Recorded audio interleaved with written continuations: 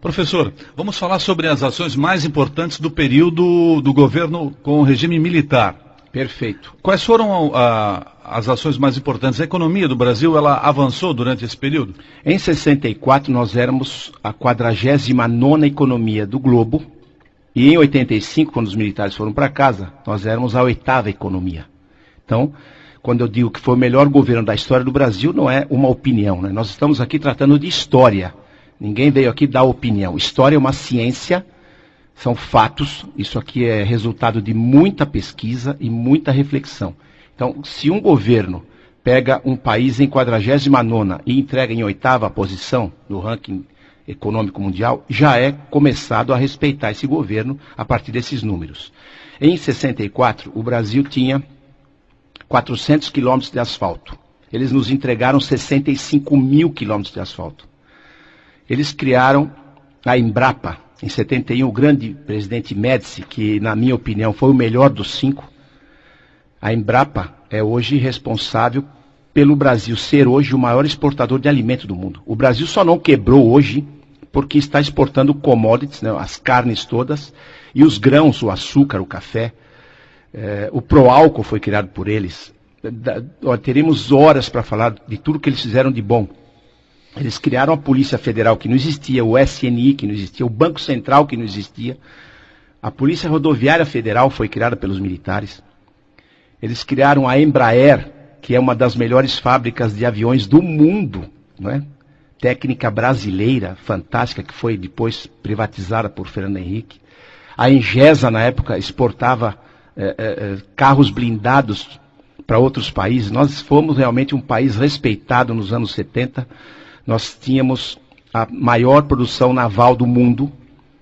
E só o governo Médici construiu 15 hidrelétricas, depois Geisel construiu Itaipu e Tucuruí. E hoje nós temos energia elétrica, não há dúvida nenhuma, por causa dos militares. Então, ali é mais ou menos isso que nós tiramos de melhor que eles fizeram, não é? O Brasil, então, saltou na economia, realmente uma coisa fantástica. Isso tudo está sendo esquecido, né? Não, teve esses pontos importantes, mas teve também, no início dos anos 80, a disparada da inflação, que o governo não conseguiu controlar. Perfeito. A dívida externa brasileira aumentou bastante. O governo militar pegou o Brasil com 3 bilhões de reais, dólares em dívida, em 64, e entregou com 105 bilhões. Mas se você descontar disso, as grandes obras, as estradas todas que cortaram esse país, o sistema do Mobral, que eu me lembro agora, de alfabetização, né, via rádio, essas empresas todas, a criação de emprego, né, a viabilização da infraestrutura nacional e também os 2 choques do petróleo que os militares sofreram. O Brasil sofreu muito em 73, a partir de 73 e 79, com 2 choques do petróleo. Por isso o governo Geisel teve que criar o Proálcool. Hoje é um orgulho nacional, né? Nós temos álcool em qualquer esquina desse país para você fazer os motores funcionarem. Tudo isso fez com que a dívida externa saltasse. Só que depois que os militares saíram do poder, nenhuma obra mais você viu nesse país inteiro. E hoje a dívida externa são 320 bilhões de dólares e a dívida interna impagável passou já de 2 trilhões de reais. Portanto, hoje nós temos mais dívida e desemprego, quebradeira nacional, e obra que é bom nada. Que obra que você me aponta de 85 para cá? O Gasbol, o gasoduto Brasil-Bolívia, que é um tiro no pé, ninguém mais está usando, isso aí é impagável. A duplicação da São Paulo-Florianópolis, não termina nunca isso aí. E mais nada. O governo atual não está cuidando do asfalto que recebeu em 85 do governo militar. O Brasil está quebrado, verdadeiramente o Brasil está quebrado.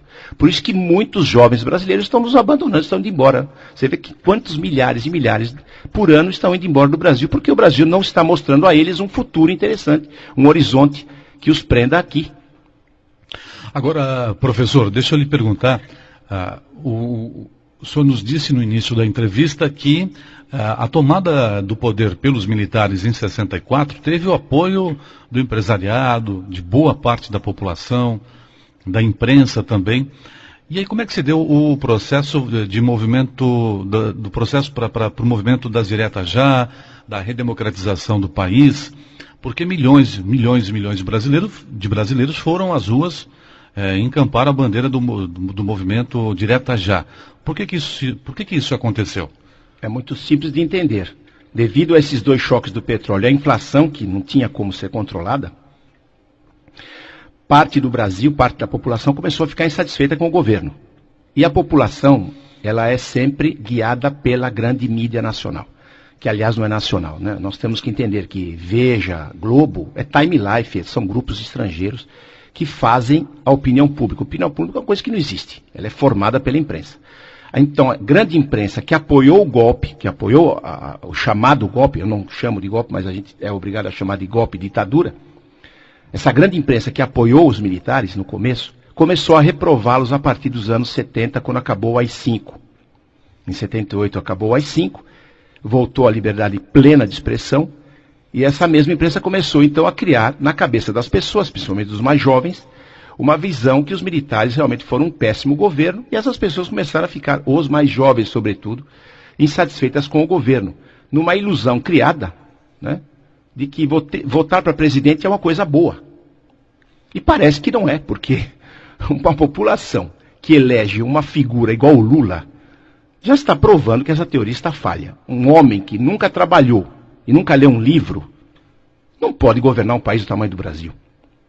Então isso prova que o voto direto não deu o resultado esperado. Então as diretas já foram reprovadas pelo Congresso Nacional na época, e a eleição do Tancredo Neves de vice Sarney foi feita como foram feitas as eleições dos generais, dos 5 generais, pelo Congresso Nacional. Então as diretas já foi uma grande ilusão, a população foi para as ruas, e a eleição foi indireta. Isso não mede capacidade do candidato, né? Os Estados Unidos, que inventaram esse modelo, o fazem desde 1787. Nenhum presidente dos Estados Unidos, desde 1787, foi eleito pela população americana. Lá também é o Congresso que elege o presidente. E lá não é ditadura, pelo menos nunca chamaram os Estados Unidos de ditadura. Ora, por que aqui, que foi feito do mesmo modelo, é chamado ditadura? Talvez porque durante alguns anos teve controle, né, uma certa censura na imprensa, ficou essa imagem, né? Talvez esse foi o erro dos militares, de fazer essa censura, né? Mas eu me lembro muito bem que nós tínhamos famílias sadias. Uma parte da censura, ela é muito positiva, porque você tem hoje, em qualquer televisor, cenas de violência e sexo às 4 horas da tarde. Isso é inadmissível. Então, qualquer pessoa que tem um pouco de inteligência e é pai, é chefe de família, é mãe e trabalha, né? Não recebe bolsa do governo, não depende do governo, ela é contra essa liberalização geral da chamada, né, liberdade de imprensa. Liberdade de imprensa, na verdade, não existe. Isso é esculhambação. Isso nós não tínhamos. Pergunte para qualquer pessoa que tem de 55 para cima, 60, 70 anos, todos eles vão dizer que tinham saudade do governo militar. Havia ordem no país. A gente se sentia governado. Hoje nós nos sentimos desgovernados. Não temos a quem chamar. O país está falindo, né? As polícias estão falidas. Aeroporto nesse país não tem, porto não tem. Tem em Cuba, né? Feito com o nosso dinheiro. E na população, realmente, quando fala que queria os militares de volta, é porque alguém está lembrando que era melhor. E essa difamação maciça nos meios de comunicação é para que a população pense que agora é bom e que era ruim na época. Então pintam com as piores cores aquela época que foi boa. Quem viveu sabe, foi boa.